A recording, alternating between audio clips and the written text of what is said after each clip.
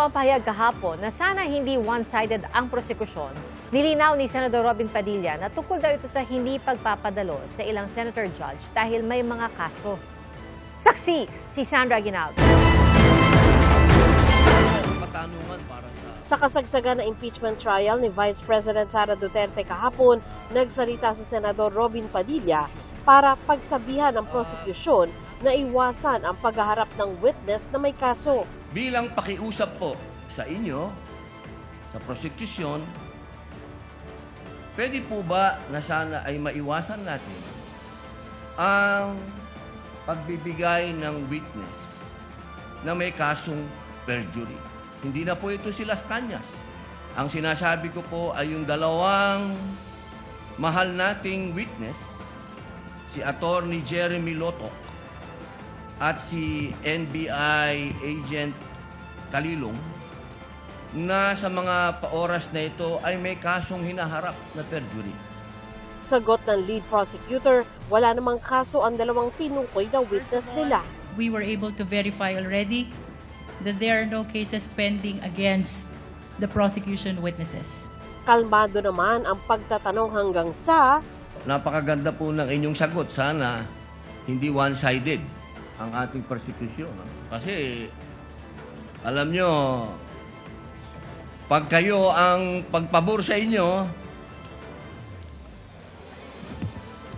alam nyo, bawal po ang ginagawa. Kindly maintain Presiding order officer, within the bawal court. po ang ginagawa nitong nasa harap natin, nagkukomento. hindi nakunan sa video ng impeachment court kung ano ang ginawa ng mga tinutukoy ni Padilla na nag-iingay. Pero humingi ng paumanhin ang prosecution at nagpaliwanag sa kanilang regular press conference. Kanina talaga nagising kami lahat at pinagalitan pa kami sa front row. So may I use this opportunity to apologize to Senator Judge Robin. Senator Robin, sabi mo kaibigan tayo, forgive na lang. Hindi na kami uulit dyan.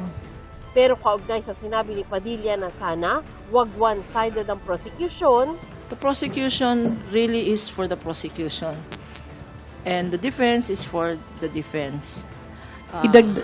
Hindi ba? Ganon. As we say, it is the nature of the beast. Siguro sinasabing dapat neutral, that applies to senator judges. Ang quote dyan, talbog rin sa inyo. matapos nito naglabas ng statement si Padilla para linawin ang nasabi niya. Kaugnay daw ito sa sitwasyon ng ilang senator judge na hindi makadalo sa impeachment trial dahil nahaharap sa kaso. Samantalang may witness umano sa impeachment trial na nahaharap sa legal na usapin, bagay na itinanggi ng prosecution.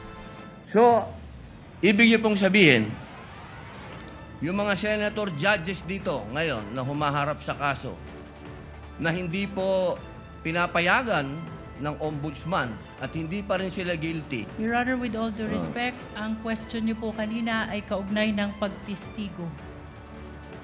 Testigo nga, Referring to judges the nga yung witnesses of sinasabi the prosecution, Your Honor. Ang usapan po ay yung guilty or not guilty. Okay? So, tatanong na po ako ng bago. Pwede po ba?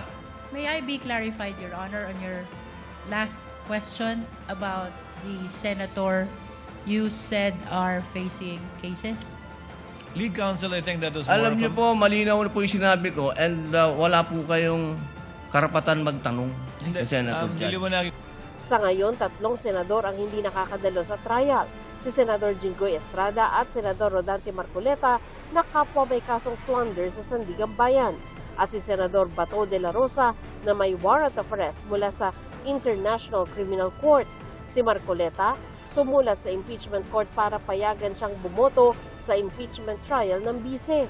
Ni-refer ito ng impeachment court sa Senado para matalakay sa pagbubukas ng sesyon dahil ayon kay Presiding Officer Chis Escudero, kailangan amyendahan ng rules para dito.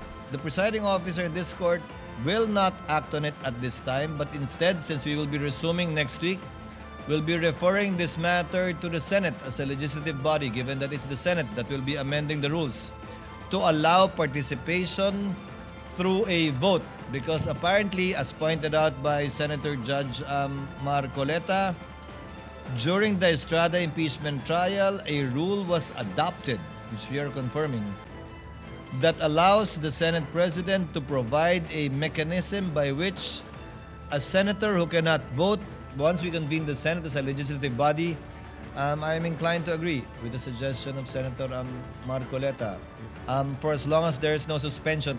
Matatanda ang sinuspindi ng Sandigan Bayan ng 90 days si Estrada noong Hunyo. Sandra Aguinaldo, ang inyong saksi.